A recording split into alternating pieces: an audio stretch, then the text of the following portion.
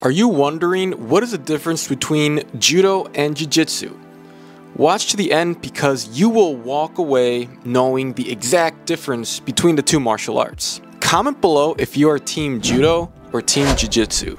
I'm very curious. No, brother. If you talk about this with my father, father go crazy. Alright, on to the fun stuff. First, I'm going to talk about what is the difference between the two, and then I'm going to compare and contrast the two, and then recommend which one you should do. So competition rules aside, in reality, what is the difference?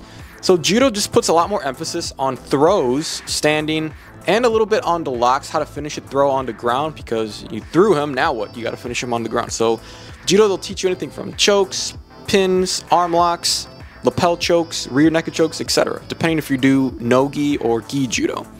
Now Jiu-Jitsu, it's a little similar. They do teach you some takedowns, but they're not as good as Judo. They put way more emphasis on the ground. Okay, Jiu-Jitsu is all ground game, various different techniques with arm locks, chokes, a bunch of different stuff. The niwaza, the ground attack part of Jiu-Jitsu, comes from Judo. So Judo is standing as well as ground. Yes. If you're looking to decide which one you want to do, those are the differences. Now we're going to break down more in depth, comparing and contrasting, and then you can make your decision which one you're going to decide to practice. Jiu-Jitsu is better for older people that are looking for a less impact sport and something that's going to be less injury risky while still staying in shape and getting the good exercise benefits from it. Jiu-Jitsu is definitely a sport that's designed for more of the adult-based community that is looking to get in shape, learn a martial art, and learn something of a skill set that can be effective in all aspects of life. It's going to give you a confidence booster just that you can take care of yourself if the situation ever arises. You don't have to be a competitor to really enjoy it. The reason why is because Jiu-Jitsu, again, it's more on the ground, so you're not really going to toss your opponent and throw him on the ground and risk injuring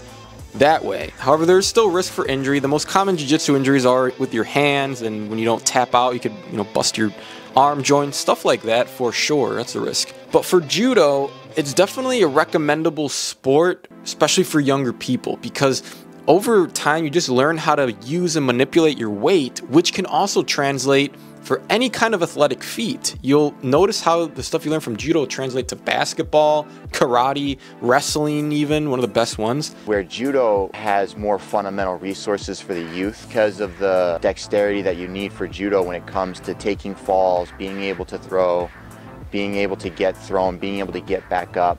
It's a little bit more dynamic, so it teaches kids more fundamental movements that'll work later on in life if they choose to be a wrestler, a soccer player, or a football player. All right, Judo. So Judo is definitely more of a well-rounded grappling sport versus Jiu-Jitsu. Don't get me wrong, I love Jiu-Jitsu, but Judo is the complete thing. You're gonna learn through emphasis on standing game, so how to throw and position yourself for a good toss, whether it's with gi or no gi.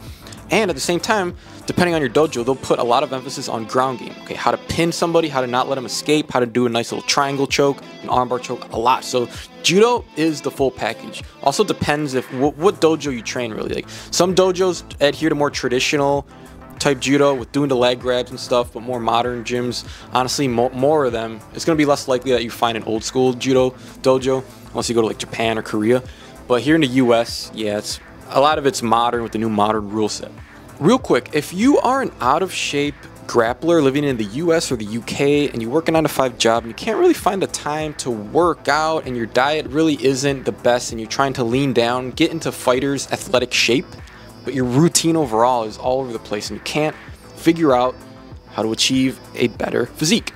Well, you're in luck because I did post my coaching application, so just scroll down right now to the pinned comments, apply to the coaching, then you can come back and finish up this video because you don't want to miss it. One thing that is a good criticism about Jiu-Jitsu is the lack of takedowns. That is a real factor in any sort of real world situation. Jiu-Jitsu, on the other hand, puts more emphasis on submissions and groundwork. So if you're in a street fight, for example, you're going to know exactly what to do when the fight, because it will end up on the ground, because 99.9% of all fights end up on the ground. No, that is not an actual statistic for you math geeks out there. It's just facts. Especially if you're going against somebody who doesn't know what they're doing, eventually you're going to end up in a grappling situation. That's where Judo comes in play, because you can actually throw somebody. But in that grappling situation, one way or another, you're gonna end up on the ground. And if you don't know how to defend yourself, which you will learn with jiu-jitsu, then you're screwed. Jiu-jitsu just teaches you how to dominate and control the opponent when you're on the ground, how to transition to an arm lock, a choke, whatever. It's some good stuff for sure. You know, I think every jiu-jitsu guy would really greatly benefit from having a good comprehensive knowledge of judo. Now, judo. Judo is better stand-up game, so in a street fight scenario, potentially, if you get into that grappling situation, you're gonna know how to position yourself because you've done it multiple times through repetition, how to get your hips in and throw. And if you throw him properly on the concrete, you'll finish him right there. You won't even need to get your hands dirty much. Because if you throw him good enough and he lands either on his back, his lower back, his head, his shoulder, he's gonna get hurt. And he's, depending how much adrenaline is running through him, he's gonna feel the pain and he's not gonna wanna continue. But in the case that you don't throw him hard enough that he's gonna tap out right then and there, you can just transition. You don't let him go when you throw, you transition right to a pin and you just hold him there tight until the police arrive or something, or you just tap him out with an arm choke if you're good and you know how to transition from a pin to an arm lock. So if you're an older individual and maybe you're a little out of shape, I would recommend jiu-jitsu for you simply because of the lower injury risk compared to judo. Even if you're middle-aged and obviously young, definitely do judo because you're going to learn how to manipulate your weight. You're just going to be more athletic and you get the full package of jiu-jitsu, which is the groundwork, newaza of judo, and you learn how to do some amazing throws.